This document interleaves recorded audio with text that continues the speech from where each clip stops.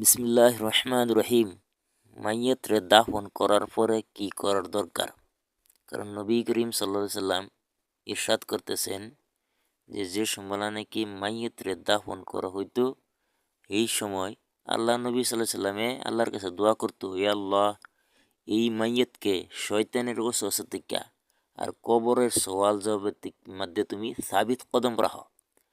কারণ হজরত উমর ইবনুল খাত্তাব রাজিয়াল্লাহ তাআলা আনহু ওসিয়ত করতেছেন, হযরত উমর ইবনে খাত্তাব রাজিয়াল্লাহু আনহু ওসিয়ত করে গেছেন যে আমার মৃত্যুর পরে আমারে দাফন করার পরে হিতানের দিক দা, মাথার দিক দা সূরা ফাতিহা আর পৈতানের ঠেঙ্গের দিক দা সূরা বাকারার আখেরি লাস্টের আয়াত পড়বার লাগিয়া হযরত হযরত আমর ইবনুল আস রাজিয়াল্লাহু তাআলা আনহু ওসিয়ত করে গেছেন যে যে সময় নাকি আমি মরার পরে আমার দাফন করার পরে অল্প সময় তোমরা আমার কবরগুলো খাড়াই থাকলে তো কি হইব,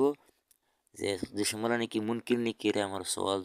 সওয়াল করব, আমি জবাব দিতে পারি, যাতে আমি জানি আমার ভূগোল রিশতেদার মানুষ আছে, আমার ডর বই না হয় যে আমার রিশতেদার আমার হেলে পরিয়াল আছে। এটার থেকে আমরা ওজোর হইলাম যে যে কোনো মাইয়াতরে যদি আমরা দাফন করার পরে কবরের মধ্যে মারি দেওয়ার পরে অল্প সময় আমরা তার বুগুলো খাইয়ে তাহি জিকির ও আজকার করি,